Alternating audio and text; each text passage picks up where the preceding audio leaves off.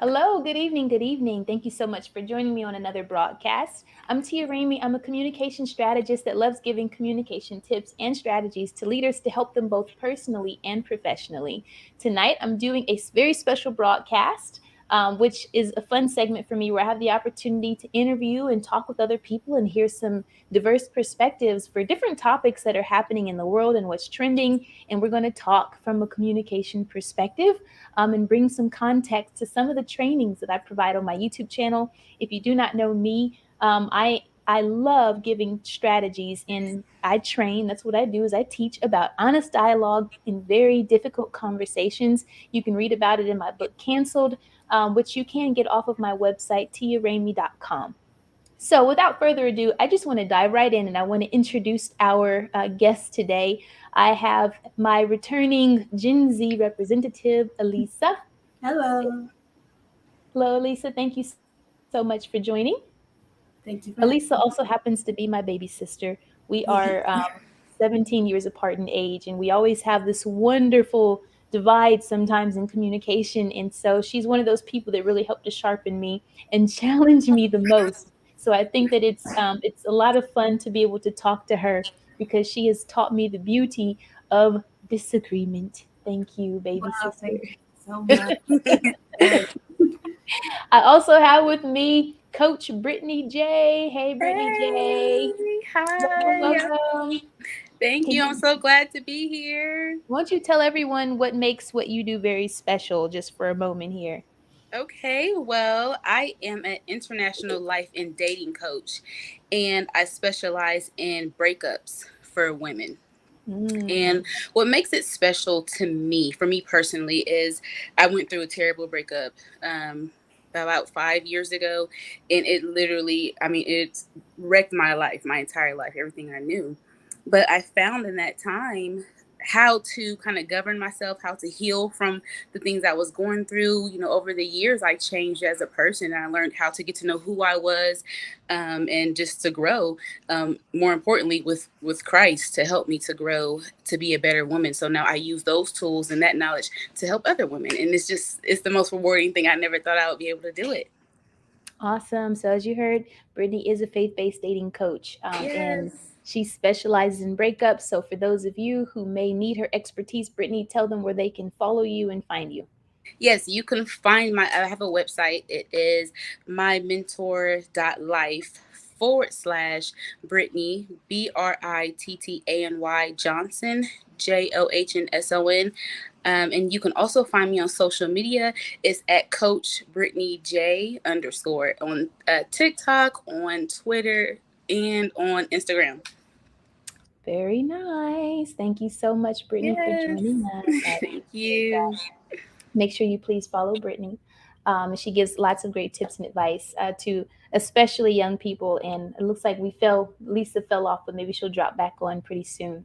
Okay. So let's just kick off the discussion. I really wanted to talk tonight about communicating relationship boundaries. And I think it's a really important discussion when we're talking about setting boundaries and how to talk about them and how to talk about them effectively. Because we have a life, I think, where things are just bleeding into each other. People are not setting respectful boundaries anymore. I think the social media has some responsibility to that. And sometimes I'm always thinking, like, has it always been this way? Yeah. Or and we're just now seeing it, or has things in relationships really truly changed? So maybe from your perspective you can talk about the role social media and the lack of boundaries has in dating from just what you've seen. Yeah, actually, I think that's a great question, and I think that since we have social media now, I think it has changed kind of the dynamics of relationships. Definitely now how we meet people, and also how we engage with people. Even I think in the dialogue of what we even say to each other. I think over social media is different than when you meet someone in person. I think there's also the aspect of when you talk to someone in person, it's kind of a little bit different. You can read their body language. You can read them in a Mhm. different way than you might not be able to necessarily see online or when you're, instant messaging someone. And of course, that leaves room for different interpretations of things. But I think overall, um, media and social media dating, it definitely has affected relationships today. I think it's definitely different than it was for our parents and our grandparents. Absolutely. Hey, Lisa, welcome back. The question is, how has social media impacted relationships? And I think it would be strange to hear you answer this question because your generation doesn't even know life and dating without social media. Yeah. Right. So maybe you can talk a little bit about the role social media has in that forum. I think it's been positive and negative at the same time because there are a lot of millennials on social media as well. So we get to hear advice from their side, but also interacting with different people from all around the world. So I feel you have more of a chance to find someone who you like more than someone who you dislike. You have all these options. Granted, there may be different parts from you, but I like the what's the word? Just the extending of communication that way because I've met so many people that I'm glad I have. I have friends in the Bahamas, some across the country, some in China. It's really cool to meet them. So like, I mean, you get to hear their ideas too about how like relationships run in their countries, and you get to like incorporate them into your own. Mm-hmm. But the other negative side would be it's harder to talk in terms of in-person stuff. I know multiple people that cannot talk in person anymore. They need to play some sort of game in the background or be in a group chat or something, but they cannot do face-to-face interaction. So that's the only other part we're losing that, but we're also gaining people, if that makes sense. Yeah, it's so interesting to me because from my perspective of it all, I'm I'm old enough to know life before all of this was sort of a thing. And I think when I was in high school, we had like Black Planet and MySpace. And those were like the big social media sites, and only certain people were on them.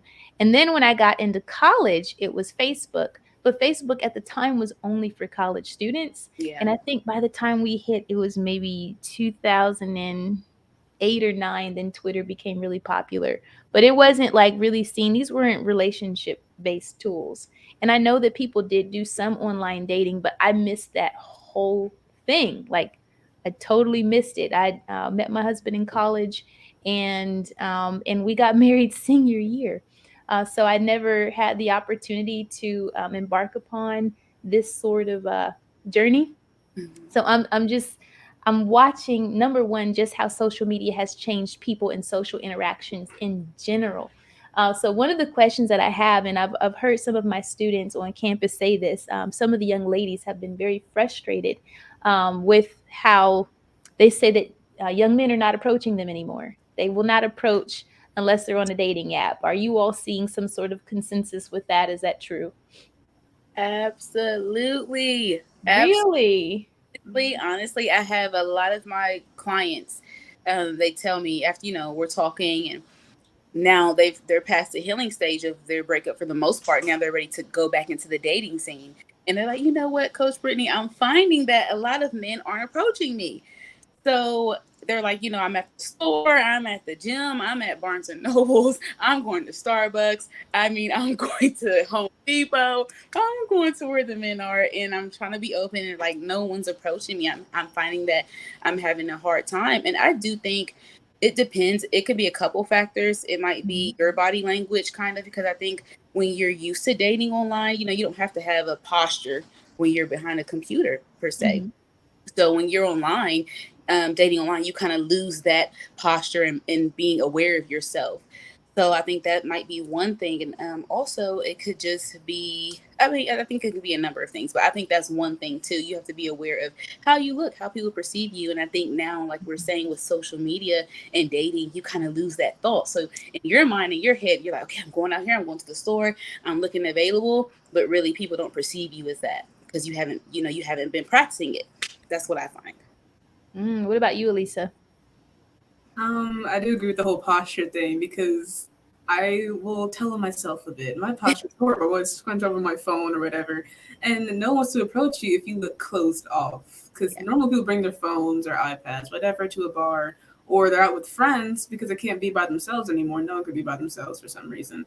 So no one's to approach you if you're with a group of other beautiful women. So they're all going to reject him in front of you. That's a little nerve-wracking when you think about it. And there's also a lot of fear-mongering in terms of this is harassment, which it didn't used to be or something. There's a lot of different forms of, Wow. I guess, generational disconnect. Mm-hmm. So it is a lot harder to get approached unless you are in specific situations to where a lot of the femininity movement teaches about where to find high value men, that sort of thing. Then they'll tell you, sure. Other than that, it's not on a daily basis. That is that has been a very interesting dialogue, the dialogue around high value men. Yes. That. But you know what? It's strange, and like I said, I am older, and so I find that men approach all the time, but they're older.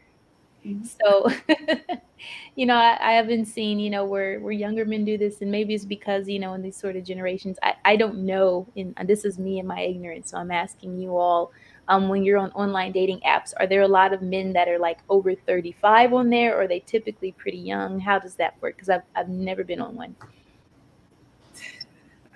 It's of all ages. Sometimes it's creepy, not gonna lie, but it is of all ages. Yeah. But you have different approaches. The younger guys, it's like a "What's up, ma?" But then you got the older ones where it's like, "Let me court you to this date at a steak dinner or whatever." They're a lot more, I guess, polite in a way. Because I don't want to "What's up, shorty?" just randomly in my DM. It's a little weird, but you get that with the younger ones. Yeah. What do you find, Brittany? Like I can attest to what you're saying. I've never dated online myself either, but from what I've heard from clients or friends that I know or family members that I know that have found people partners online, it honestly I agree with Elisa. It's a plethora, as all ages, is younger, Okay. it's older. Honestly, I'm thinking now in modern dating, social media is a lot of the way. The people are like, "Yeah, are you on social media?" Wow. I haven't dated. I've been in this relationship. We broke up. Are you? Did you make an account on social media? I mean, and then they have so many different options and different websites. You'll find Mhm. it, different websites are geared towards different things, depending on what you want. So if you want something more serious or something less serious, those websites. Most people know them, Mhm. and they have the ones that might be a little bit more serious. You might have to pay for them, or they have a different name, and most people know what those are. But I would still say across the board, and I've had people on most of the websites. There are, like Elisa said, people of all ages and people with all different type of motives on all the websites. So yeah. Yeah, I have so many questions right now. Oh my goodness. Okay, so let me back up a little bit. Coach Brittany, you mentioned something in regards to body language, and I think Elisa, you touched on it a bit when it comes to like looking like you're closed off.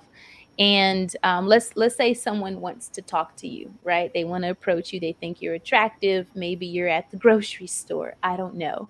Um, what is and I remember, when you're younger, and sometimes what I didn't care for, especially when I was a teenage girl, is when you have these, men approach you because they think you're attractive, and you don't always feel safe.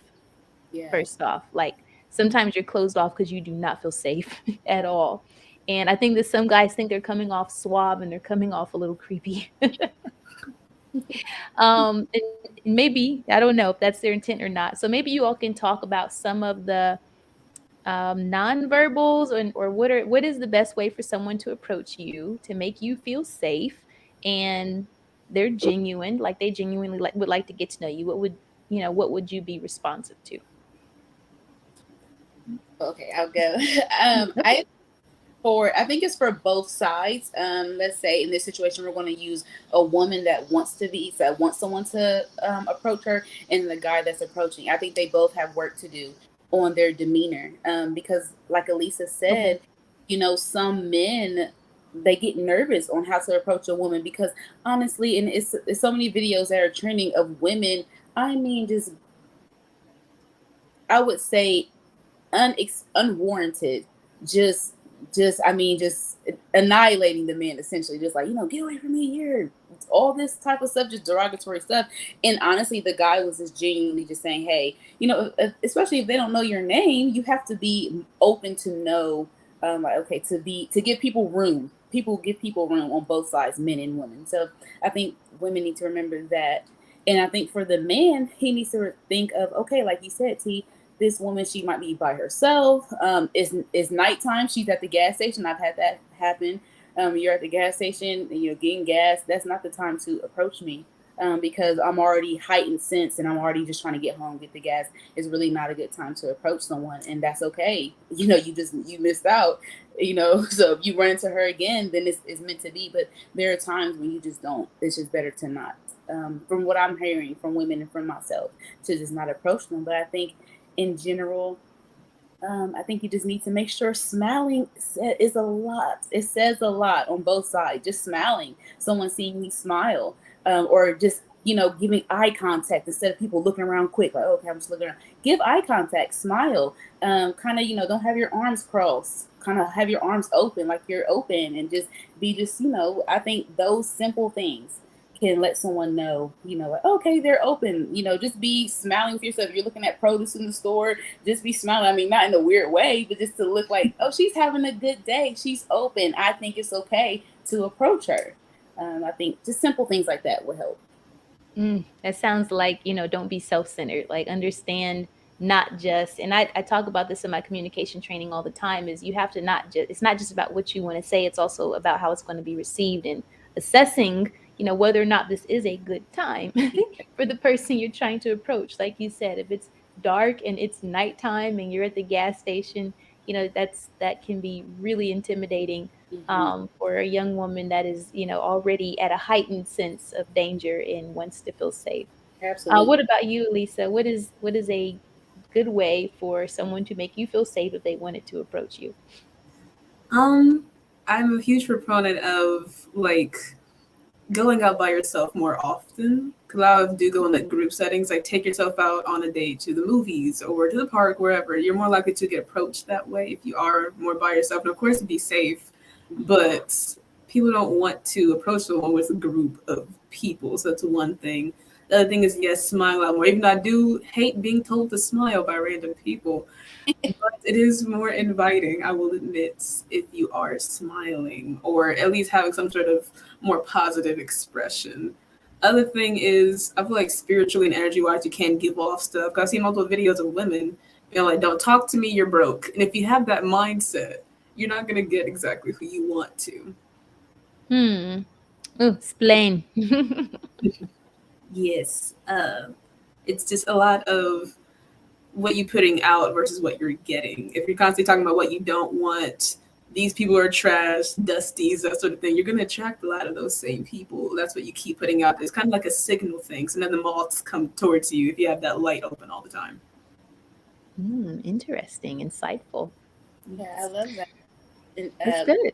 About the light, or like it's what you attract, because it's really important. And like we were all saying, what is it? It's a big percentage. I think it might be 80%, 70% of your communication is nonverbal. So you're saying to yourself when you're out there, sometimes, have you ever noticed if you're having a bad day, whatever kind of narrative is going on in your mind, it can be an outward expression of how your face might be twisted or you might be upset. Just try to, all of those things, I think, come into play when you're out and about. What are you thinking about? What's on your mind? Are you currently present in the moment and not thinking about, oh, is this grape expired? Or are you thinking about, okay, people are around, I want to make sure that I'm not thinking about work or homework or school. Make sure you're in the moment, because people can tell. People can read those things. Very nice. And we're talking so much about the nonverbal communication side of things. I like to shift this to attire a bit, because I think that this is one of those things where it gets dicey between men and women when it comes to presentation, how you're dressing. And, there's a lot of women. I think that we are so complex sometimes not all women, of course, but some of us who care deeply to put a lot of detail and time into the way that we dress and the way we like to present ourselves. I can see how sometimes the opposite sex feels like, oh, she's trying to attract me. She looks like she wants to be approached based on what she's wearing. And there's this thing about women where and I think I've even heard Steve Harvey say, like, women are dressing for other women. Oh, But I don't even like that saying. I think that we just kind of dress according to our mood. It drives my husband crazy. I could change clothes 3 times because I'm trying to find the look that matches the way I'm feeling for the day. So not necessarily thinking about who I'm trying to attract to me, but I'm just trying to bring what's on the inside out right now. But I think that's confusing to some people because we have to still be honest. I think it's good to be honest that clothing and attire is still communication. I just think that it's important to also be in control of the message and what it is we're communicating. So maybe you can talk a little bit about, your approach to attire and what you wear and what's the difference between when you would like to attract someone and when you don't. Okay, I think, wow, that's a really great question. Honestly, that's a great question. And I do think attire plays a big role in how you're perceived. I think I agree with that. But this is kind of hard because I think in today's time with the wardrobe, it can be hard to find a certain kind of wardrobe because I think there's a certain kind of wardrobe that is pushed forward in like especially with the millennials and just younger generation. So many things that and even older people honestly they wear the same things.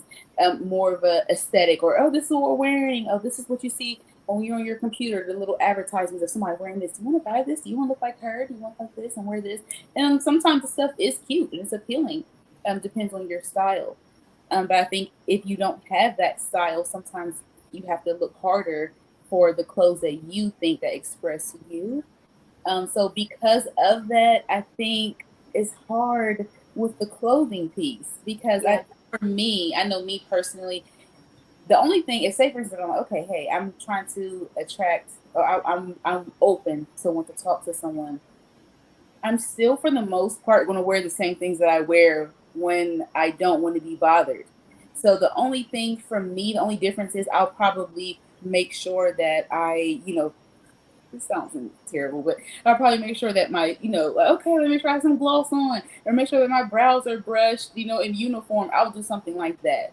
But as far as my clothing, like if I'm going to the gym, because honestly, I think I take pride in what I wear on a normal day, every day, either way.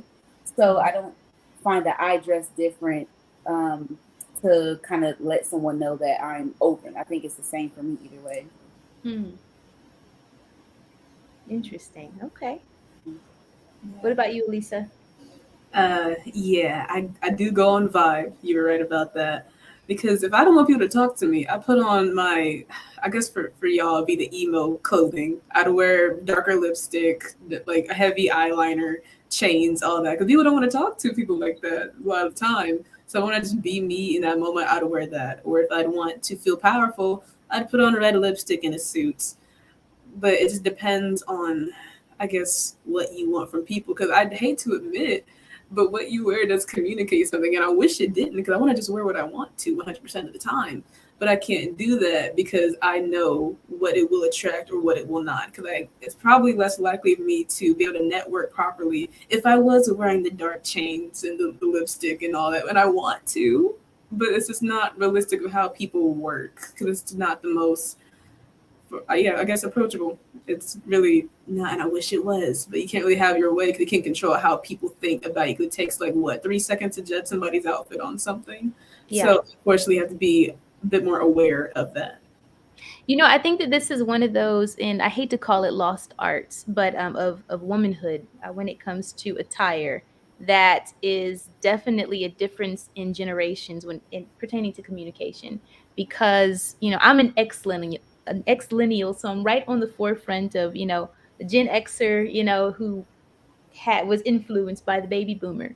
Yeah. And when I was coming up, there was very much a difference in attire. So there was different attire for different occasions. So you would see that there was, we had play clothes. You had Sunday clothes to go to church in. You had evening wear. You had formal wear. You had work attire. You had business casual attire. And now that I'm older and I'm dealing with some of the younger women that are coming into the workforce, I am finding that those lines are not clear to them what those things mean. So if I say this is going to be business casual, they may not know the difference between business casual, business formal, business professional, because we've really internalized attire, what it means to us, and how we want to show up. It's more like, do I feel like I look good in what I'm wearing today? Mm-hmm. And so versus what is appropriate for this occasion.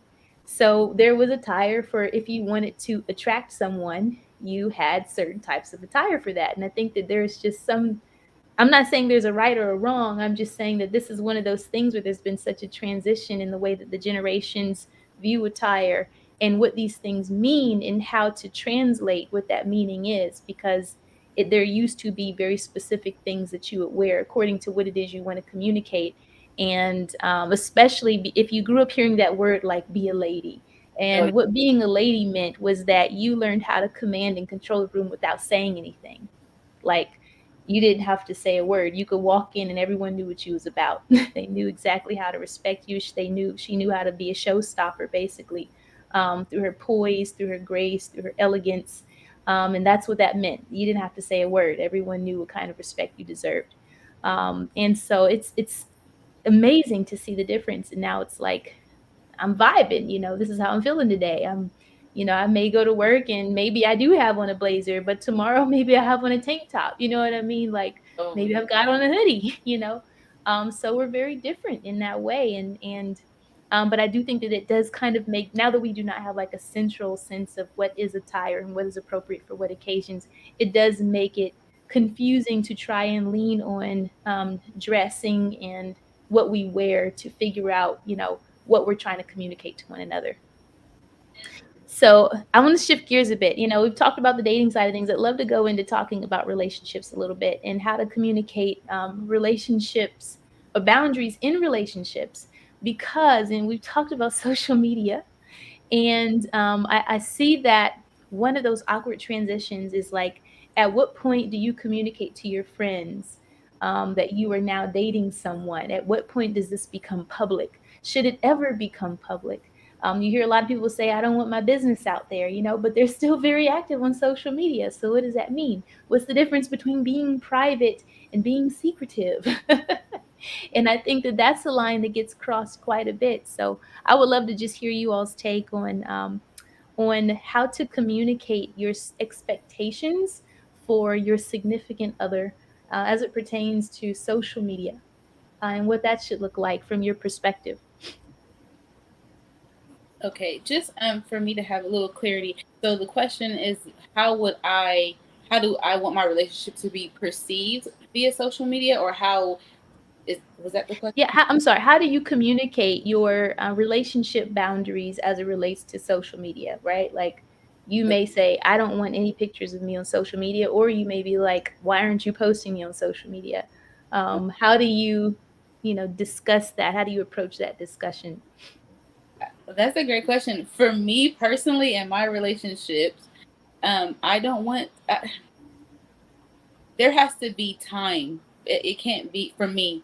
I don't want it to be. We've been dating for a couple months, and I'm going to post a picture of you. I don't want you posting a picture of me on your social media, and I won't be posting anything of you. You ain't got to worry about that because it's just too soon. Even at 6 months for me, it's too soon. Only because you're still getting to know this person. You're still getting to know this person. This person's still getting to know you, and but so for me, that's something that I wouldn't do. But I do know in today's time, like you said, social media is like a diary for people. Social media is not that for me. My social media is the personal social media that I have is only people that I actually know in real life, and they all know me. I know them, and I get on there just to stay in contact. And then the other social media is all professional. I don't have like personal Instagram and stuff like that because social media is not a diary to me. But for other people, I know it's a diary to them. So dating and having their partner's picture is important to them. It's something that they can remember it. But for me, no. I need to, if I'm posting you, it means a lot because anything that I post, I'm very thoughtful about it. So so to me, I would say maybe after a year of dating, then I would say, okay, at this point we've been together for a year. We can post each other if that's what we choose to do. But before a year, I'm not posting. Okay. I think it has a lot to do with deciding on your intention of why you're posting and thinking of the long run when you do it. Because from the viewer standpoint of view, as someone that happily stalks Instagram pages, for those people that have their couple stuff out, and then let's say they broke up, now I'm invested and then you get rid of it. You have like, I know you don't owe me, but now people are gonna ask you what happens. If you don't, people asking, I'd say never post in the first place. Or I'm a strong proponent of like not even telling your friends deep relationship problems. Of course, maybe one or two, but now like friends and family keep a record of everything that person did wrong. So now let's say if y'all got married, they're gonna remember when he or she did this, remember when they're gonna go down the list. So if you don't want any opinions or problems out there, then I'd say keep it private. But you don't have to like hide it entirely. But just I guess what's the word? Monitor it, if that makes sense. Now, I noticed something about creepy Instagram stalkers. I noticed that that those of you who stalk people's pages and want to know what's going on are very private and don't want to tell nobody nothing. Do I have that right?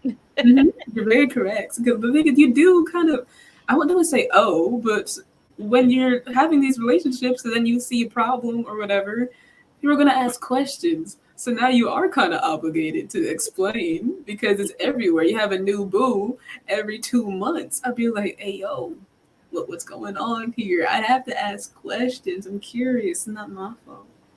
Well, Elisa just made the case for why you should probably not put your relationship on social media per Coach Brittany's advice. Mhm. Coach Brittany, what would you say is an appropriate amount of time to be like, okay, if you don't post me, then we have a problem? Or do you ever feel that way? No, I actually think that's a great question. I apologize. I think that's a great question, and I think that is kind of contingent on or based upon the person, how much they. I would say it's based off of that partner. So the per se is one person saying, "Hey, why aren't you putting me on social media?" It depends on how much that person is on social media. So if that person's on social media a lot, um, and they never post you, but they post everything else in every other relationship they were in. I'm sorry. Then I can see why that will bother you because you're like, hey, what's going on? Because you post and you pay your attention to where your heart is, what's important to you. So if you're not, if you don't post me and you post everything else and you spend a lot of time on social media, then I'm going to think, then this is not important enough to you because you spend your time on social media, so it's really important to you. So I would say if it's a relationship like that, but if your partner is somebody like me who doesn't spend a lot of time on social media, if I post you or not, it wouldn't be flattering because I'm not on there anyway, except for business. So I would say it just depends on your partner. Yeah, I could see that.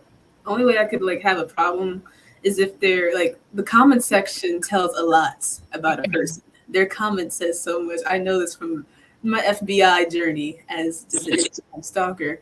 You can find so much because like if the person has his personal page, not really like personal private, but like it's about them and they get a lot of flirty comments and all and entertaining that, but then not saying that they have you as a significant other, I would have a problem with that. I'm like, so you're not going to tell them about me that you're not single, like, you're not. But if you're entertaining everyone else, I'd be like, oh, so you can do that, but not say something about me. It's just a little weird. It doesn't look right.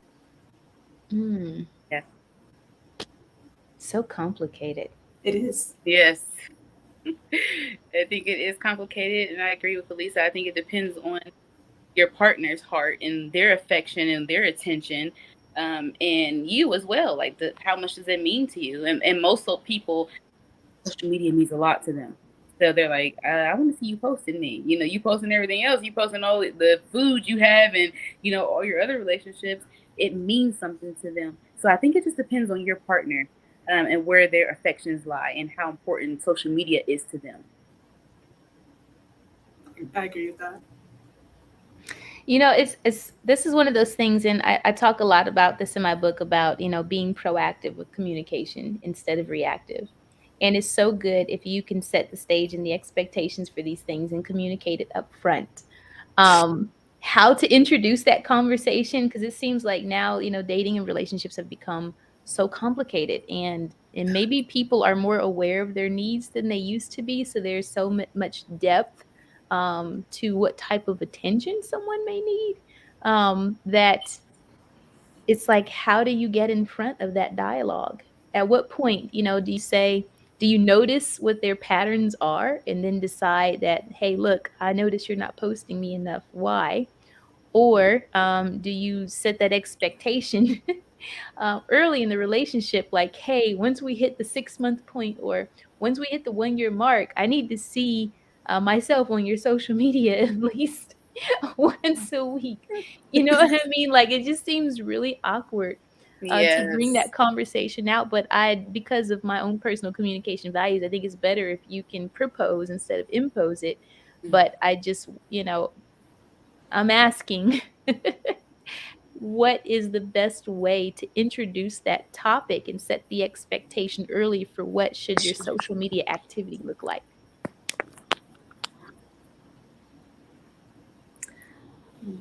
I would say it is awkward to impose and say, hey, you know what, you better be doing this for me at this point, because like it's a union, it's a relationship, so you kind of want to make sure that your requests are reasonable, and then that your requests are considerate to the other person's lifestyle, because they might not be, like I said before, they might not be someone that really posts on social media, but you post everything you do, so to you social media is paramount. To them it's they can do without it. So then if you're always on social media, you're like, I need you to post me by the 6 month mark. They're like, I don't even get on social media that much. So then you guys have to decide, okay, who's going to make the compromise? What really is the benefit, or really what's the point of me posting you? What does it really mean to you? What's underneath the demand or the request? And I think that's a big part of a communication between the two of them, to see, hey, what does it really mean in modern times today for me to post a picture of you? Is that like back in the day from our grandparents to say, hey, take me down to, let me meet you at your job and have lunch with you in the back with your coworkers? Is it like that? Like, I want to let me drop off your lunch, and I want to eat lunch with you and the coworkers at work, because I want your coworkers to know, I'm in a relationship with you. Or is this the equivalent to, you've been dating this person for a while, and it's a family event, and you're like, hey, bring me around your siblings and everybody. I want to come to game night. Is it like that? You just want everybody to know who you are, or is there some kind of motive behind it? I think it's nice to let your partner know what's the motive, but before you talk to them, you need to talk to yourself and see what is the real reason that you're so eager for them to post you in a certain time frame, especially because the time frame, your relationship could not be a time frame is just that, but your relationship might not be where you think it should be at 6 months, just because you said let's do this at 6 months. So I think you should reevaluate where you are, the development of your relationship as well. The thought of being like, why don't you post me, makes me cringe so much. Such a juvenile question. It feels like you're a little 15-year-old when you ask that, because it seems so little, but to some people it is bigger. I guess for me personally, it does also depend on, once again, the activity of the social media. Like, if you're like entertaining other people but not me, then I'd be like, okay, I'm leaving, because why are you flirting with people in the comments but not posting me? But if you're just like living your life on there, you don't really have to show me. As long as if we were in public, you can hold my hand or hug me, or at least call me someone that's yours. I think that's the only thing that's important. Because I can't find a positive way to be like, why don't you post me? Because it seems a little, just really cringy. Yeah, I can't get behind that. It just seems really insecure, which that's okay to be insecure sometimes, admit you have an insecurity about that. The big question is, why do you want to be posted so bad? As long as friends and family know, I don't see a problem with it. I also think on the other side, why not too, right? Because that could be a big question too. Like, if I ask you to post me and you're like, no, why not? And I love, Lisa posted a comment. She said, I think men are wise to not post about their relationships. Women should take a page from their book. I think I see that sometimes men and women approach social media differently when it comes to putting their relationships out there. And in my experience, I view men be a little slower to do that than women are. But I also see the same pattern that I've seen men also be slower to bring, a woman home than what women are, when they're dating. That usually, if he's brought a woman home, this is the woman he's intending to marry or be very, very serious about. But I haven't seen a lot of men bring women home to meet their families that, they're not really serious about at all. So I think it's so interesting, the way that plays out And those questions like, why aren't you posting me? Or why do you want me to post you? And there's always two sides to this, right? Because some people who think that they're not posting, they feel like I'm trying to protect the relationship. And I've heard so many men say that when they are in a relationship, women come after them more. I Yes. hear men say that all the time. Me too. It's true. See, and so they probably feel like I'm not posting you because I'm trying not to deal with all that.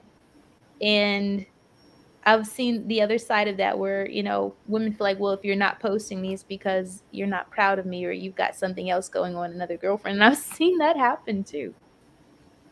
So communicating those boundaries is really important that both people, and I always say when you're trying to get down to the truth of what is best and how to protect your relationship, it's good to bring both of your ideas to the table, really weigh the pros and the cons, and be prepared to make a sacrifice. Because sometimes the sacrifice is, and what I love to say when it comes to social media, and I teach this in my classes all the time, is that you need to really have a real goal for what you're using it for.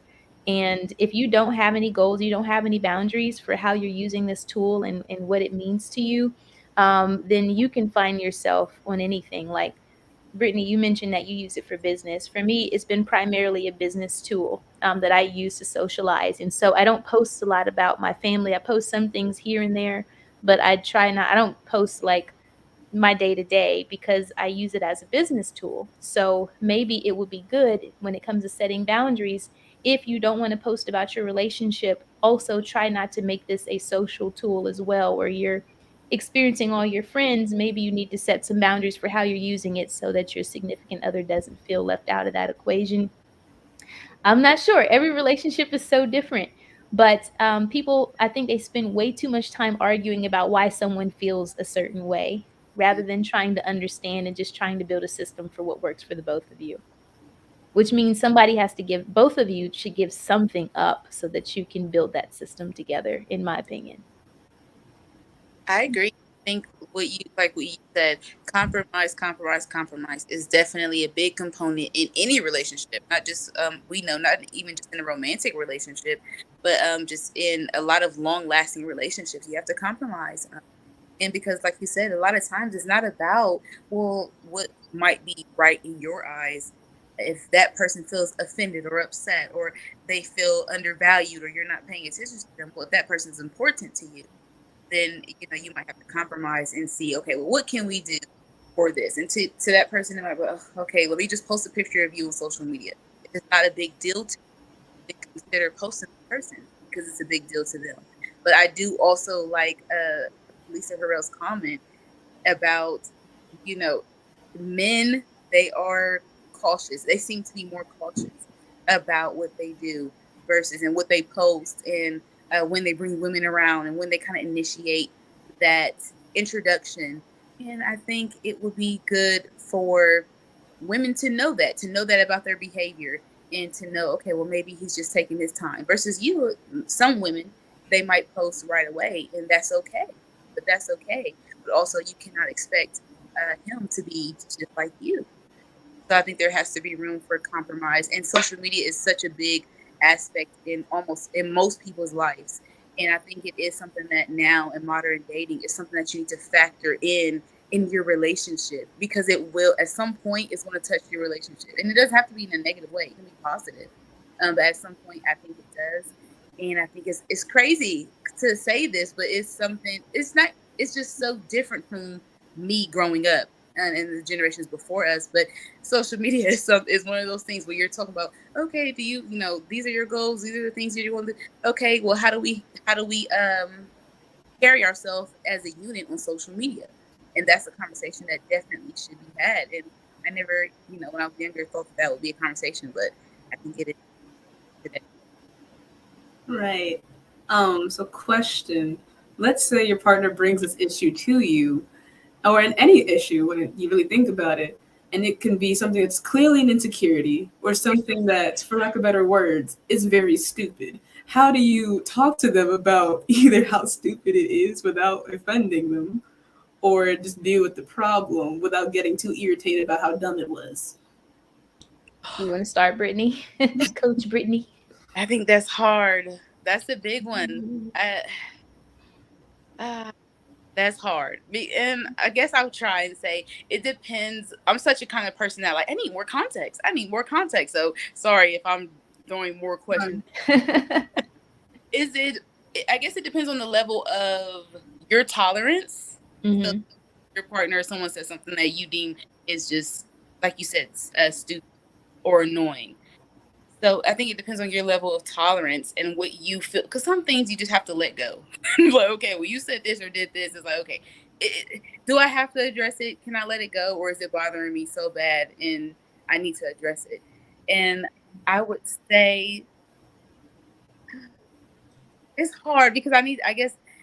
I can give you one if you want it. I mean, okay. Okay. So it's you and your man, right? Mm-hmm. And you're at a social event around either his friends or just other men in general. And the other friends make a joke, and you were laughing excessively because their friend is that funny. But then at home, he's all like, "Why are you laughing so hard?" Stuff like that. How would you feel, and how do you bring that up?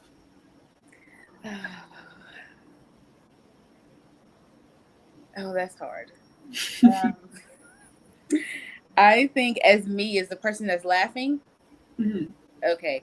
I think if they tell me, hey, you know, you're laughing at Petey's joke when he said this about me,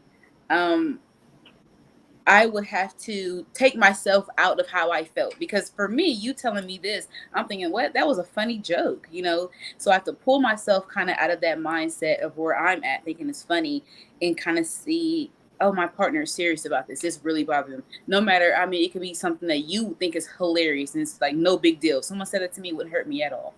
But I think you have to think, okay, this bothers this person. So, okay. First thing I'm going to do is apologize, because even if I don't think my action was wrong, but I'm apologizing because I hurt you. And that's more important to me than saving myself from laughing at you earlier. Like, oh, it was just so funny. It's way more important to me how you feel. So I'm going to apologize to you because it hurt you. And that's not my intentions. Even in me laughing, my intentions was never to hurt you. So I would apologize and then just try to see, okay, where do we go from here? Let me just address what you're saying to me right now. So your will is squeaking and saying that hurt me. I want to touch that first and then see if we can maybe delve deeper into, okay, why did this hurt you? Or, you know, what, you know, because it's really not about me. It's more so about that person and what hurt them.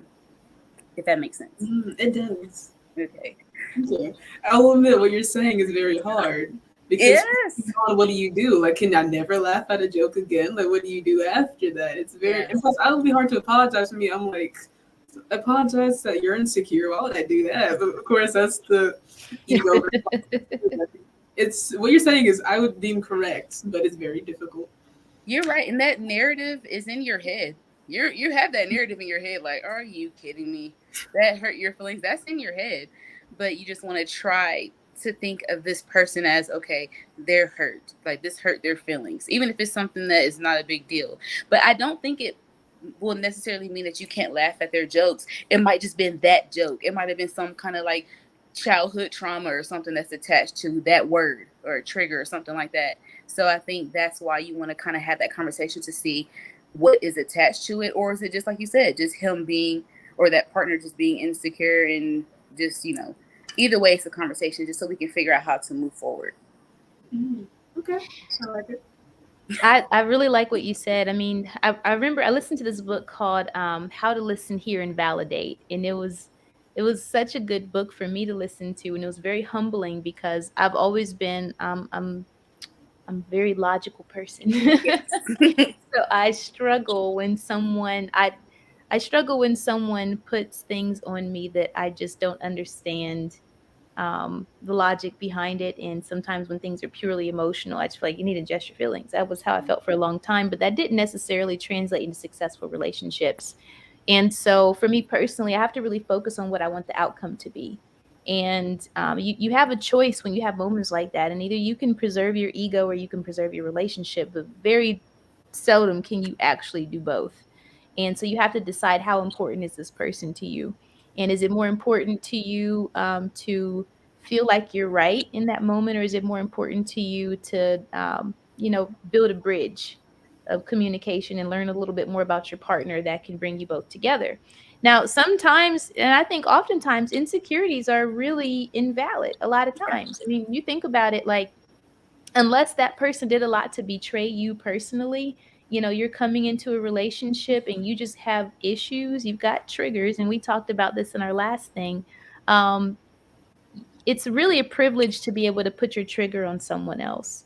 But that really is what the relationship is. You're learning all each other's little triggers, and you're deciding whether or not you care enough about that person to want to bear that burden. But that's what you're buying into. And so I think if you're dating, if you can't have enough compassion for a person, say, hey, I'm sorry, I did not mean to offend you.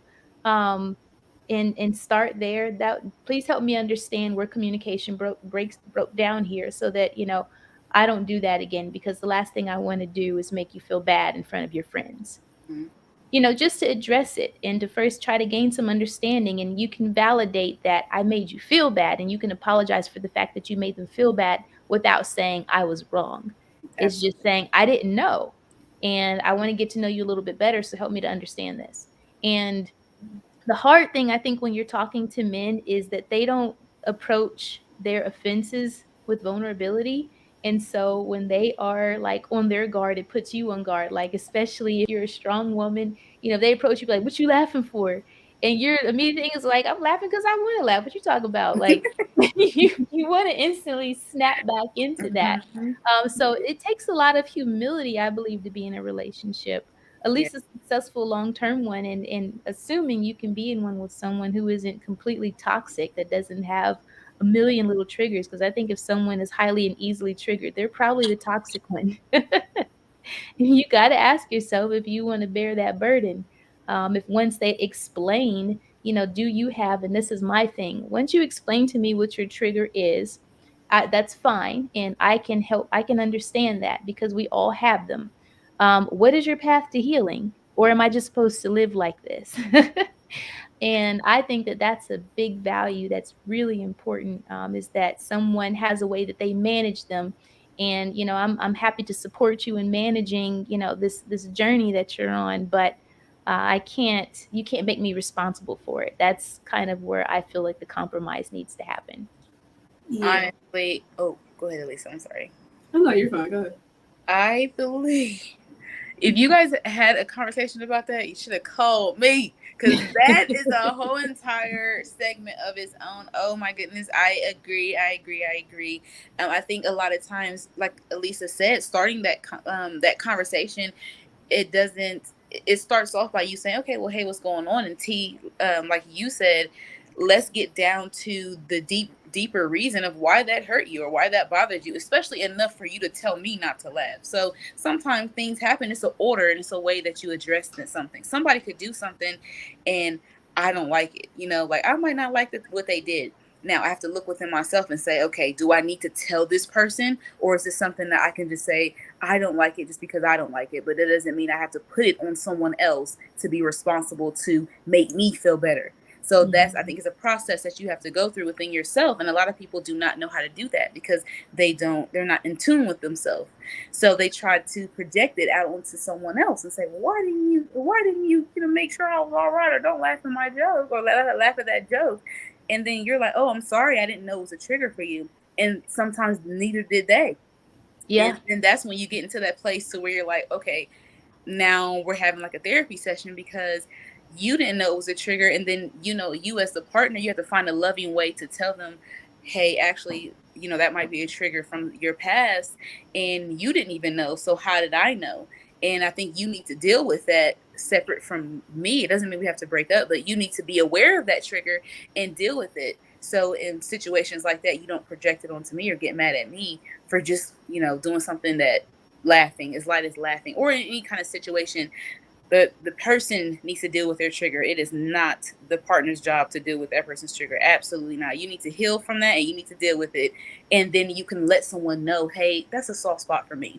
And then that person should lovingly receive that and say, okay, now that I know that about you, I'll do my best to not hurt you. But you completely need to be in governance over your triggers because it's yours and yours alone.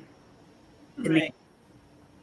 Follow-up question. Let's say from the perspective of the insecure person, how do you know when you should bring it up? Or if it's so stupid, you shouldn't even talk about it because now you're embarrassed too, or it's just kind of inconvenient for the other person.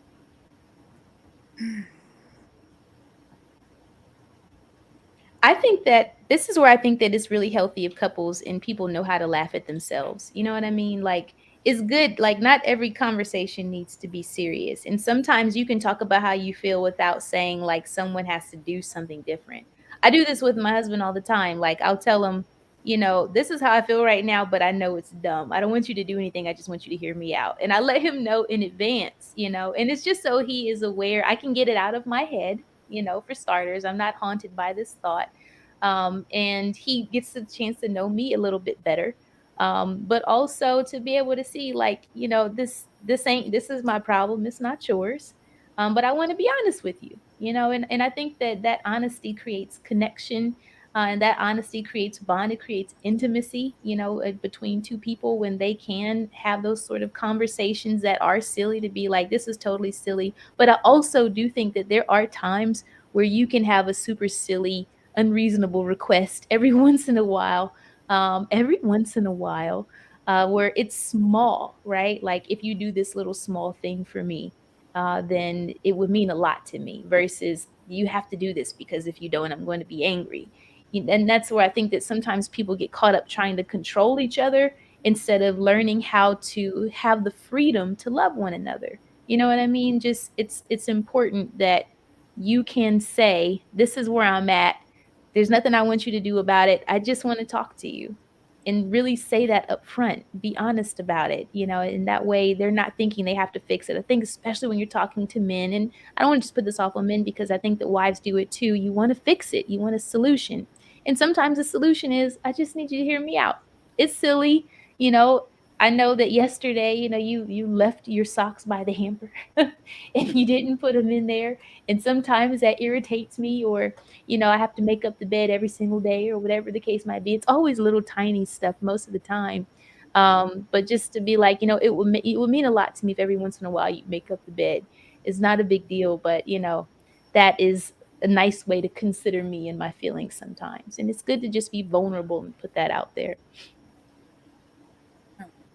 I think that was a great answer. I think that definitely would be anything that I would have said. I think that was a great answer.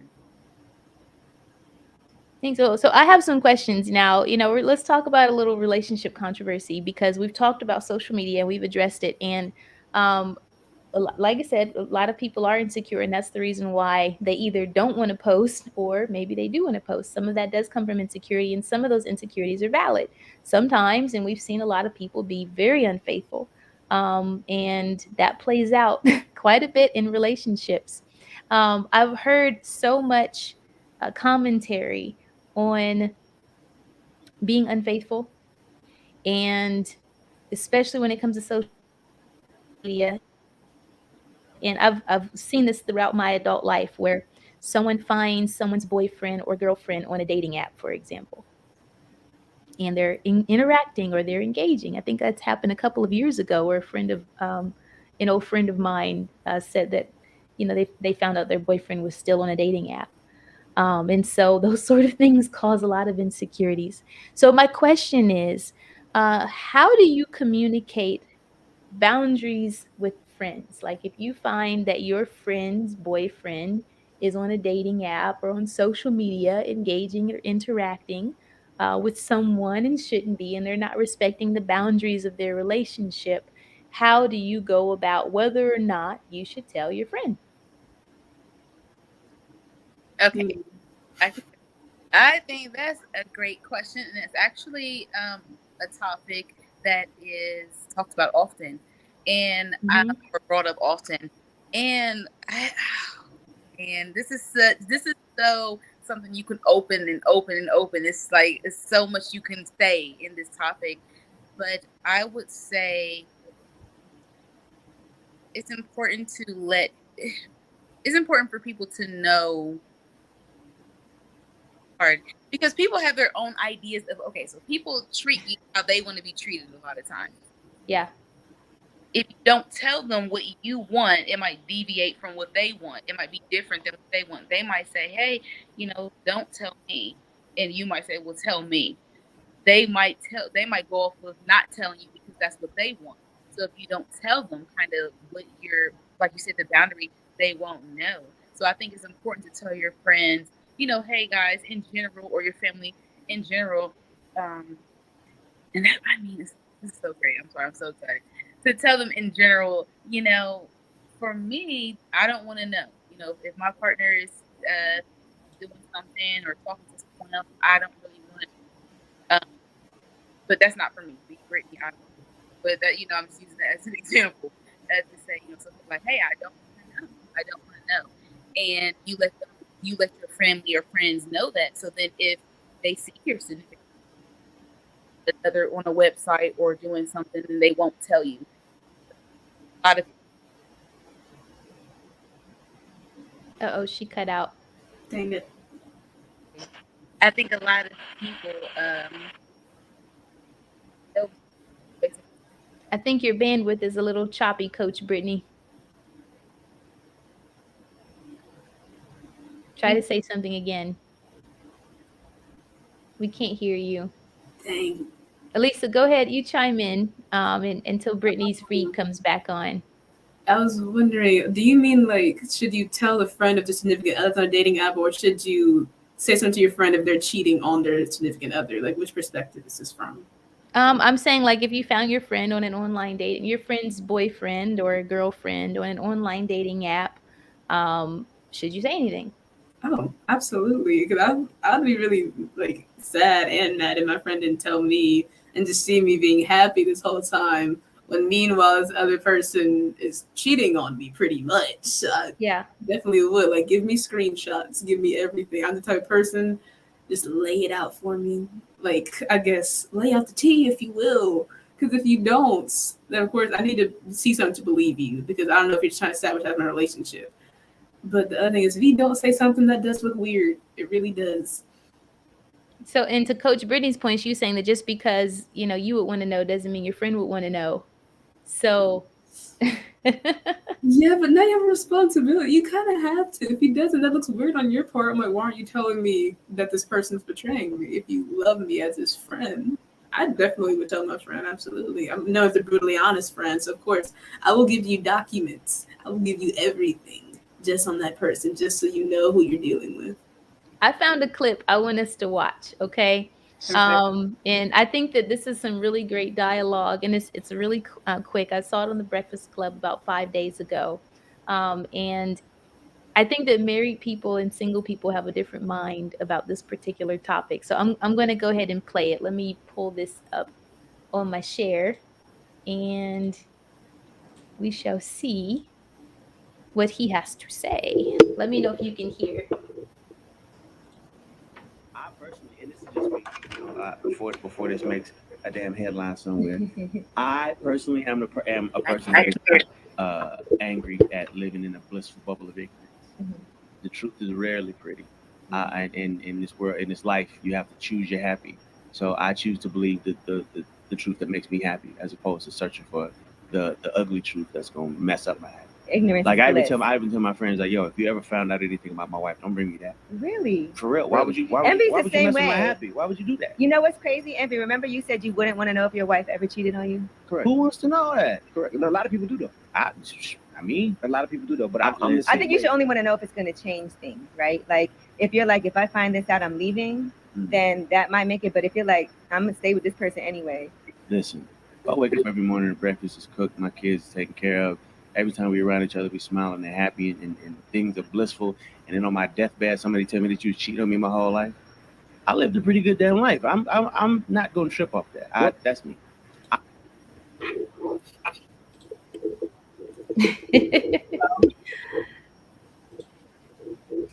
Thoughts? I have so many. Because it reminds me of, especially in the Black community, how a lot of us don't like doctors. They don't want to go to the doctor because they're scared the doctor's going to tell them something, even though maybe the problem was preventable in the first place and it didn't have to get that bad. So I'd rather know what it is than just like not know anything and stuff gradually gets worse. And of course, it does depend on how drastic it is.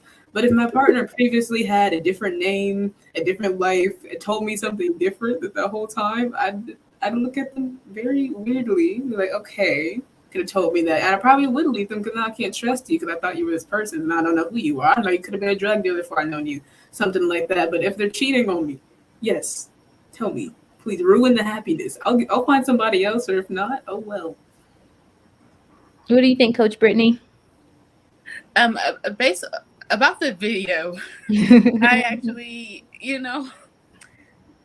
I have my personal thoughts for me and my lifestyle, and then I also can see what he's saying. So I'll comment on the video quickly. I think on the video, I do understand where he's coming from in regards to he's saying, hey, ignorance is bliss, don't come around here. Don't nobody bring me no bad news, especially if the man's on his deathbed. He's saying, hey, I'm thinking it's one way. If I'm going to glory, if I'm leaving this world, just let me believe that it's going to be okay. You don't have to ruin it for me. So, I do understand that because it's a comfort and you don't want that comfort snatched away from you, especially at a time like that. So I could understand that. Now me, if someone is if it was a cheating scandal, I agree with Elisa here, but that's because it's just my personal standard for cheating. So I do feel like I want to know, and even if I decide whatever I decide, I might leave, I might say whatever I decide, but I want it to be based off of me. I don't want someone to have that much control over me to where I don't know anything, so I can't make a decision. I think that's unfair. And I want you to let me know so then I can make my decision. If I stay, then that's on me. If I leave, that's on me. But I was able to make a decision in something that's affecting me. But I think, yeah, that's what I think. But I do understand where he's coming from. But it wouldn't be for me, personally. Because pretty much it reminds me of cheating politics, because now that is a thing I see on social media, where there's this concept called cheat politely, where don't let them know, don't do these acts with these people, because then that's cheating. But it's not cheating if you just text them or flirting or whatever.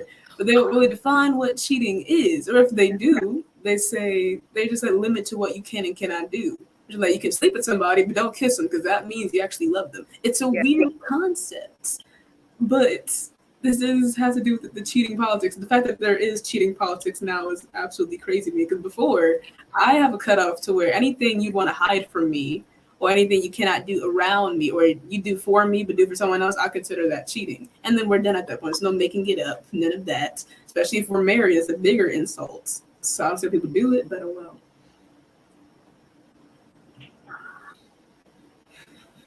Wow. Like I said, I really do think that married people and single people see this topic differently. One thing is that sometimes the more that's at stake between a couple, the less you probably want to know. Like we see, for example, and I think even Kevin Samuels would point some of this out, that divorce rates are statistically lower when couples are like 250 and higher in income, right? So the more money they make, the more that's at stake, the more assets you have, the more your children are dependent on you. You have children, for example, that is really completely dependent on this marriage being stable. You might not want to know, because if you're not going to go anywhere and you're not going to leave, I could see why they would say, hey, leave me to my ignorance. Ignorance is bliss. I made a lifetime commitment and I don't need nobody distracting me from what it is I have to do.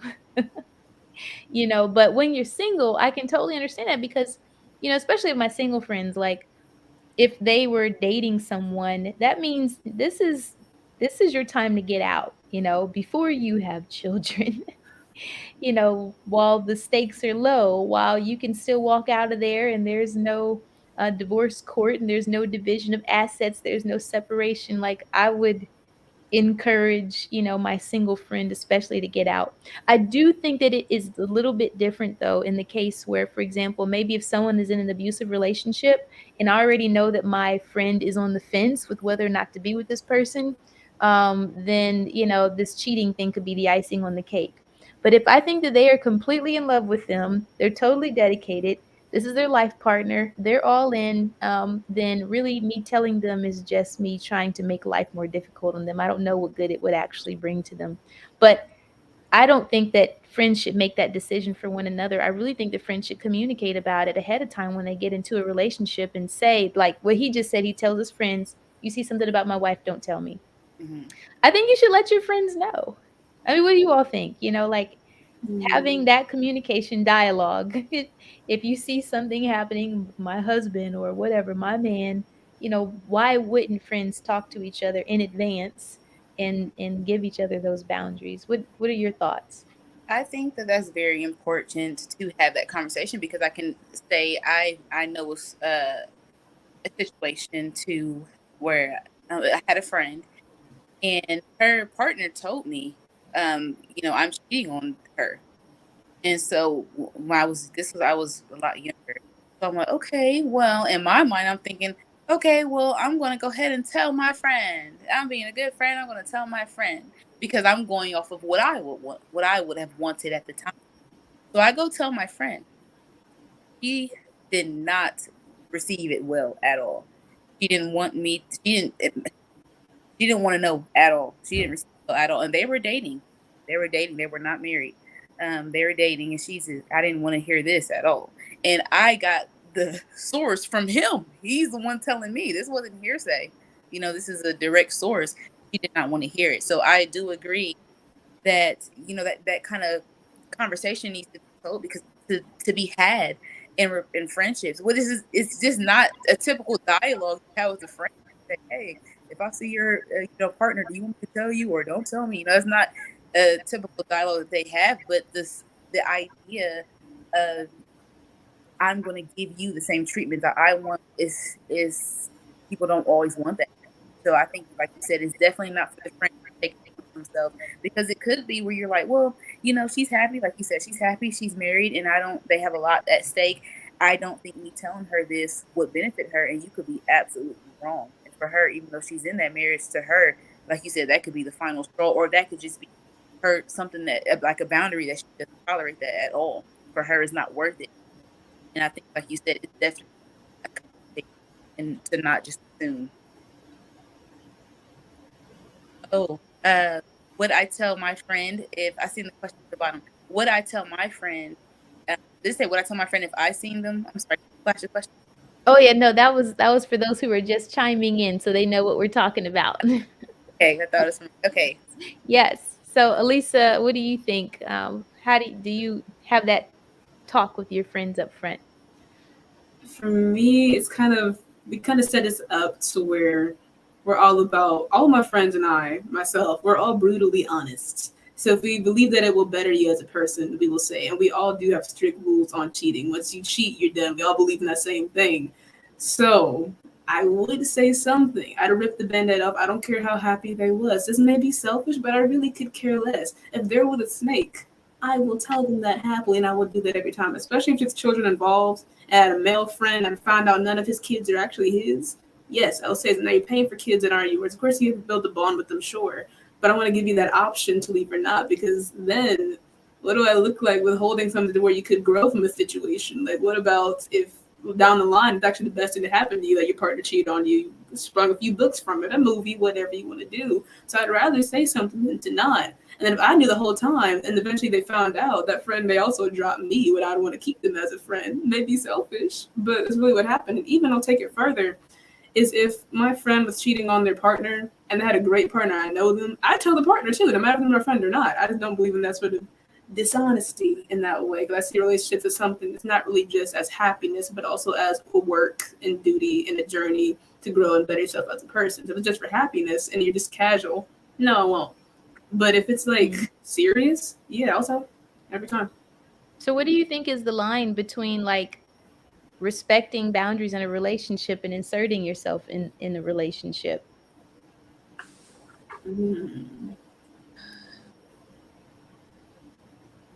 It's hard.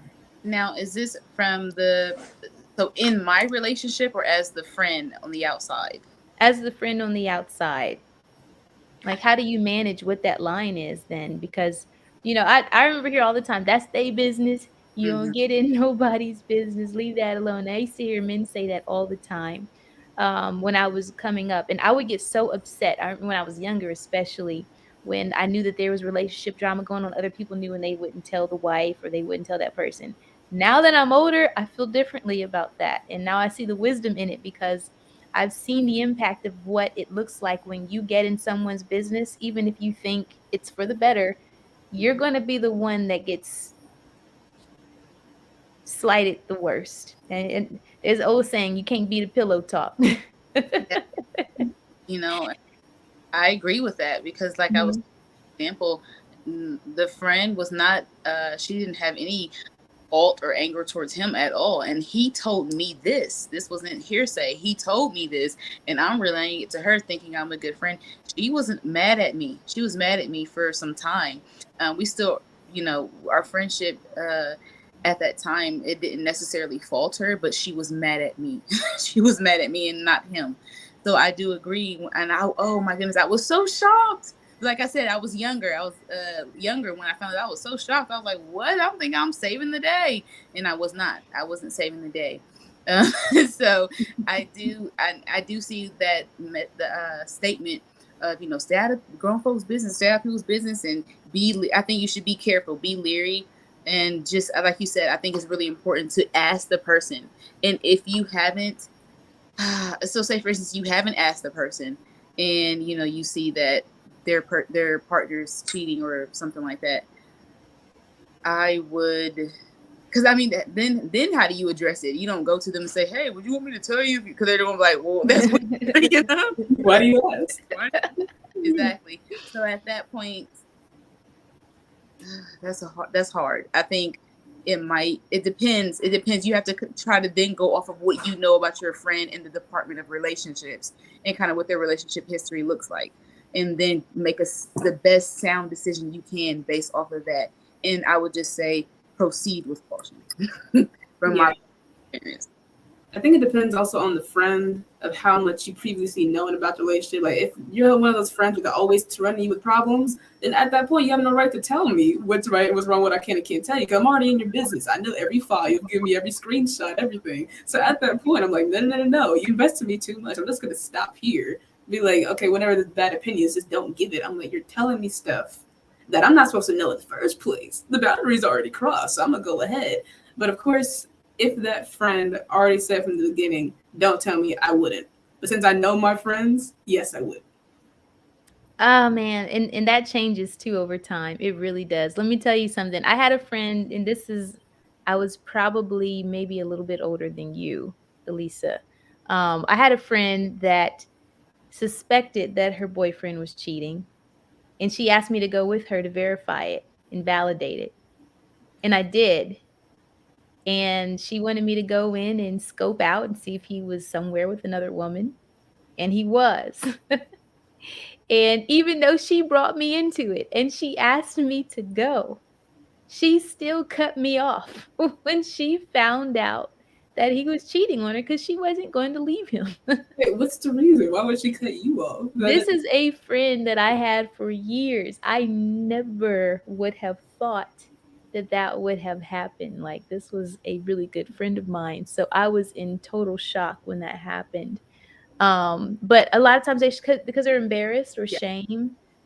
Sometimes the other person they're with, and I think that what you have to really be aware of, and this is something very important to notice, especially, you know, amongst women, maybe men too, you know, I don't know because I'm not a man, but what kind of power their significant other has over them. And you need to really assess how weak they are to that other person. Because whether we believe it or not, cheating is not often a deal breaker. It's very true. If people are honest, like everyone wants to believe that it's such a deal breaker and I'm not tolerating cheating. Please. There's too many people raising other people's kids. It's happened too many times. It's the age-old discussion. At this point, like whenever they put out dramas and the drama of a movie is someone's cheating, I'm so freaking bored with that. I would rather see, you know, what happens when someone ate somebody's leftovers and what is the road to redemption. Like that is probably more dramatic to me than cheating. Yeah. And I I agree. I do agree with you that a lot of people, well, not a lot, some people will say, cheating is a deal breaker for me. And then, it comes down to it. And then they're rethinking like, well, let's break down, like Elisa said earlier, what does cheating mean? What did this cheating look like? Was this emotional cheating, physical cheating? What kind of cheating was this? Now, how do I bounce back from that? How do we bounce back? It's a whole conversation. And I think sometimes in breaking that down, when it's happening to you, you get to see the vulnerability of it, and you get to see the areas of where it can be fixed, or maybe it can't be fixed, but maybe you're just the kind of person that's willing to, instead of looking for a way out, you just settle for a peace of mind and you accept it. And regardless of where you are, and that a lot of women and men, they decide to stay and accept it. But I also agree with Elisa. I do know people and women that do not tolerate cheating. I do know them now. Mm-hmm. I do know these women. I do know women that personally, they do not tolerate cheating. And as soon as they hear about cheating or find out, they're out of there. Mm-hmm. For them, it's just, like you said, it's about, one of you said, it's just, I think, or maybe it was me, I'm not sure, but the comfortability of it. Once that person felt like you snatched that security away, the comfortability of it, to them is so many things that falls to that, the trust, and they just feel like it's hard to rebuild. It's hard to rebuild, or maybe they feel like they can't rebuild. Maybe they don't trust themselves to go through the process of, dealing with a person that cheated. It's a process that you have to go to as well. And it's like, can I go through this? Can I forgive? And for them, it just might be so overwhelming that they choose to leave. Whatever the reason is, I agree with you both. I know women on both sides, and I think it just depends. But I do agree with you, Tia. It's a lot more women that stay. Mm-hmm. So, like, when we're talking about tolerating, though, what do you count as tolerating? Because let's say the person did cheat. When you think about it, now there's so many insecurities to where they can't go anywhere anymore. Like, you can't have your own phone password. They have to have it. Like, for example, I don't believe that y'all have to have each other's phone password. Not that the phone be a secret, no. But only straight off the get, you have to give somebody your password. So at that point, when you're so insecure, it's not functioning anymore. Is it really tolerating, or are you just kind of torturing yourself? This is a good discussion here. I think, a good question is, and we're, one, like Brittany mentioned, there are levels and degrees to cheating. And I think that people need to proactively have that discussion, really proactively have it. And what does it mean? What do those boundaries look like when it comes to privacy? And I think you have to know the difference between respecting boundaries and being insecure. Now, I find that, here's something that's really, family dynamics play a big role in this. I find that people who come from big families have very different boundaries from someone who comes from a small family or like an only child. Very different boundaries, right? Someone who may use your toothbrush, which sounds, oh my God. I can't even. You will make my heart stop. Put my toothbrush in your mouth. But but some people do that. They had several brothers and sisters, and so they don't come from, privacy is a privilege, right? Versus someone like me, who I was an only child I didn't have to share until I got married. I mean, sharing was traumatic for me. I just say trauma.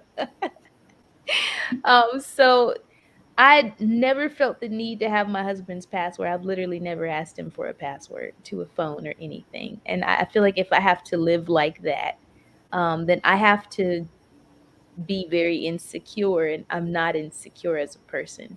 Doesn't mean that, it doesn't mean that we haven't challenged each other's boundaries, but I just can't live where I have to invade someone else's privacy, because I deeply, deeply believe that privacy is a human right for me. And so I will not intrude on someone else's, not even my husband's. I have never asked, and I don't want it. Same. But I think people need to communicate that up front. Like, if you're going to be in a relationship with me, what does privacy look like?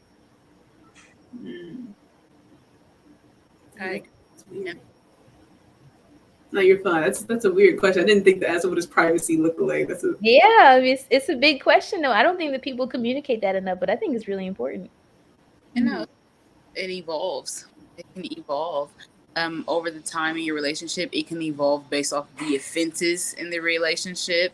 You're like, at first I didn't, let's go with the password thing. I don't need your password. Okay, that's fine. So then say if something happens, it's like, okay, yeah, now I will feel more comfortable based off of the offense that now what's your, what's your password. So that person at first, it might not have been a big deal. Now they've evolved to that level of privacy is a privilege, and they probably like, yeah, for me to feel comfortable or, I want to know. So I think it for some people, like you guys said, password is like, it just opens up an entire, I can't think of the right word, but it just opens up a whole another can of worms when, with the password thing, it can. And some people, like you said, like I was saying, the privacy changes based off of maybe an offense or how I feel at this stage in our relationship. And I think it can change over time. Yeah, especially if the person has closed off body language in a way to where, like, if they got up to go get snacks from the fridge or whatever, and you guys sitting on the couch, and he always leaves his phone face down on the table, that is something to be like, okay, weird. Always take his phone with him everywhere. Or the password on the computer is always allowed. Always shuts it whenever you walk into the room. That'd be like, all right. I don't know how I feel about that. But with just like an Instagram password or email or whatever, I wouldn't need that straight off the bat unless you did something. If you did something, I'd be gone anyway. So there's really no point of asking, at least for me. Mm-hmm. I agree with that. If I have to live like that, it's over. But you just said something I didn't think about. I'm probably that person that like closes my computer and puts my phone face down. I look at that so long. No, I know I totally do it, and I do it because my husband hates when I'm on the phone. Yeah. And my work is in social media, and I do, I get constant notifications all the time. And I manage so many different social networks and accounts and different things. And so when he wants my attention, I'm like, I don't want him to feel like I'm ignoring him or like, then he always says I'm a workaholic, and he's right. I just don't like it when he's right. So I'll put it face down or closed, but I didn't think that could look bad. I didn't even think about that. I mean, your reason makes sense. If you communicate your reason, then of course, put your phone down, do whatever. But if you don't, and you just look suspicious all the time, I'm like, oh, what are you doing? I'm really just trying to check my notifications and stay on top of my work tasks. Just say that. Yours is pure. Yours makes sense. Other people are not so pure, especially like if we're in the car at the gas station, you take your phone with you all the time. You can't look at the phone, nothing, or they run away with the phone every time. I'm like, okay. Run away with the phone? Oh my God. They run away with their phone and they throw it out the window. I'm like, what are you doing? I was like, why are people in relationships if you have to do that stuff? Like, that's another thing. So, and I do want, before we shift gears, and we got to wrap up soon. We could go on this topic. This is awesome. And one question I have is degrees and levels for infidelity, right? I think that's another proactive discussion that people should have. I really do. What do you think, in your opinion, like at what point should someone start talking about what does cheating look like? And for you personally, where does it start? I think that conversation needs to be had before you're in a relationship with a person. Mm-hmm. Because it just helps to touch base of, do I want to be with you? Because what you might think is not cheating, I might say, oh, no, I'm out of here. If you did that, I'm out of here. So, and and that person, it could be vice versa. So I think conversation like that absolutely needs to be had during the courting phase before you're in a relationship with a person. And for me, I think you said when do you define it? I think you do it in the beginning before you're in a relationship. But what is cheating? I think, like I said earlier, it's on different levels. It's different levels to cheating. And I think for some people, it can be defined based off of the guidelines that you two have created in your relationship. So say, for instance, something like this. Okay, I don't want you doing this and I won't do this. And it could be something so simple as far as reaching out to people or something like this. Reaching out to your ex, say it's your ex. I don't want you talking to your ex and I won't talk to my ex. Now, if I text my ex, it doesn't necessarily mean I'm cheating in a normal relationship. But if I gave you the boundary, you accepted it, you gave me the boundary back, I accepted it. It is, I guess, a prelude, or it's in the area of you being not honest, and it can create room for cheating. So I think it depends on the boundaries that you set with your person, and I think it could be emotional, physical. You need to define different. How would I answer this? There's so many facets of this, because at first I would like talk to myself before talking to the person, because I'm like, okay, am I insecure or is this actually cheating? Like, I don't consider, like, if he were to like someone else's picture, that's not cheating. But if you're holding another girl's hand in public, I'd be like, okay, that would be. Or like from the insecurity side, if we're at a party and he gets a girl a drink, my insecure self would be like, she ain't thirsty, what you getting her a drink for? But like the other side would be like, okay, he's just being friendly. So I'd probably have that conversation with myself first. But then after that, if like, let's assume I'm not being crazy here, is that anything you do for me, if you do it for somebody else in a romantic way, then yes, cheating, whether it's talking emotionally about something, but you're not going to be going to another person, especially if the person is another woman. If you're talking to her about your emotional problems, but not me, no. Or like holding hands, hugging tightly, anything like that, play fighting, all that sort of romance stuff that you would do with me, but you do with somebody else, then yes, I consider that cheating.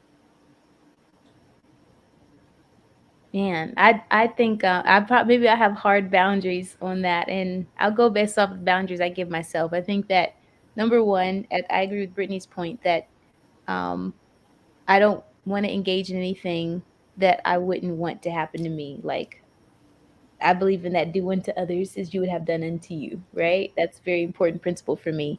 The other thing is honesty. The moment I'm engaging in something I don't want my husband to know about, to me, that's cheating. Like once it becomes a secret, I have done an activity that has become something dishonest and secretive, which means that now I have to resort to being manipulative to protect that secret. I think that's cheating no matter what you're doing, even if it is just talking, even if it is just texting. Like, if I'm going to be upset or I feel threatened if he finds out, I think that's cheating. But there's a lot of people who feel like it's not cheating until, it's something sexual has occurred. Some people feel that way, but I think that once it becomes dishonest, it's cheating, because I really think that dishonesty is what makes cheating cheating. It's, why not be honest about it? Why not? That's the one thing about cheaters to me. Like, we have so many relationship dynamics now. You could be polygamous, you could be polyamorous. We got people who are swinging. There's so many different, you could just be single, right? Like, why lie unless you just enjoy the adventure of manipulating another human? Because you don't have to be in a monogamous relationship.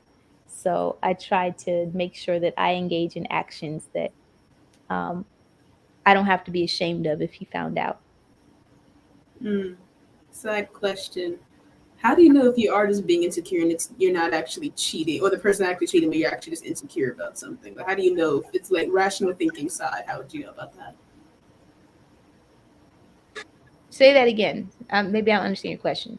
Like, okay, in the case of your partner liking someone else's picture, right? Let's say you have a problem with that. And of course, that's obviously an insecurity, but how do you know if you're being insecure or is actually cheating or not? You want to go, Coach Brittany? I think it just depends, like I said earlier, about the guidelines and the rules that you set in your relationship.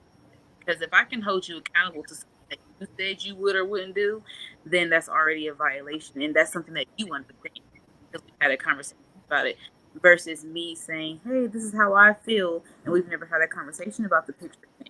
So then they're like, well, I just like the picture.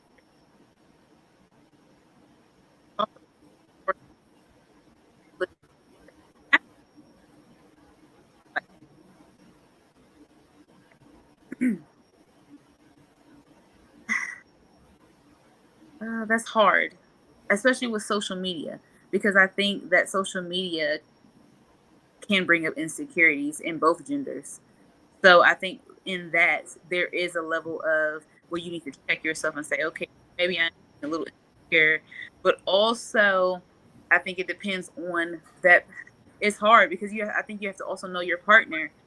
Some people really can like a picture and it's innocent, but some people it's underneath it. Why did you feel the need to like the picture? What was driving you to like that picture? Did you want that person to now go like your picture? Did you want that person to comment? What did you think? Did you want to comment? Like, kind of, what was the driving force under you liking that picture? And sometimes you know your partner enough to say, okay, now I know him. He's the kind of person that he likes that. Like, he likes that kind of, it might be something simple, like someone's dress or an outfit, or it could maybe be a woman with a certain physique. And, you're like, okay, now I know he likes women that have that certain physique. So then at that point, am I being insecure or is he out of line? Kind of like how Tiara said, is more so of you being dishonest or a violation in our relationship. If that made That's a good answer. That's good. I agree with everything you said. I think it's so important that you communicate what those boundaries are up front, because oftentimes, sometimes insecurities came from the fact that you've been cheated on, or maybe that person has cheated on you before. They pushed the boundaries. And I do think that that's why I say it's important to set the boundaries for what social media interaction or just interaction with the opposite sex is going to look like moving forward. I think that's very important. So even if it is, I don't like you complimenting another woman or another man. Like, you need to just set foundations for how you're going to show up in your relationship, how you're going to honor each other. That's a word that people don't use anymore. They don't use the word like honor. How am I going to honor the person I'm with? People get so caught up in what they want to do, in the fact that there's nothing wrong with that, with me doing it. And that is not intuitive thinking at all. Can you imagine if someone just says, you know what, I want to throw a grenade in the field, and there's nothing wrong with throwing a grenade in the field, so I'm just going to throw it. Like, you have to think things through. You have to think who it's going to impact. You have to think about how it's going to impact them. And that's what a relationship is. How does it bring honor to the person that you're with if you're liking pictures of other women or other men, or you're engaging with other people online? And if you do not want the responsibility of honoring the person that you're with, then don't be with anybody. Because I think that that's important. I see a lot of men, respect is very important in relationships. A lot of women, that love and support is very important in relationships. We all get into relationships for different reasons, of course. But you really have to ask yourself, how are you respecting this relationship? And it takes a while for people to learn how to think about us and not just me. Very important. But we've got to wrap up. Any last comments? No. This was really good though. I like you guys' answers. This was so much fun. Yeah. Mhm. I absolutely loved every moment of it. And like you said, it did go by fast. I think these are all topics we could talk about forever. And I look forward to being on the next one. I love this. I love this dialogue. And especially with you two ladies. Thank you for being on here. Thank you so much, Elisa and Coach Brittany, for joining me on this broadcast. We had the opportunity to talk about relationship boundaries. Thank you for everyone that joined in and left your comments. I really appreciate your time tonight. We had a long 2-hour conversation, which is not what we were intending to have, but it just got so juicy and so good. So I really appreciate everyone on Twitch, on Facebook, and YouTube that joined in and watched this tonight. Again, my name is Tia Ramey. I give communication tips and strategies to leaders to help them both personally and professionally. If you enjoyed this video, please share it, tag someone that you think could use this information. Make sure that you subscribe, and have an awesome, awesome night. Thank you again, and have a good day.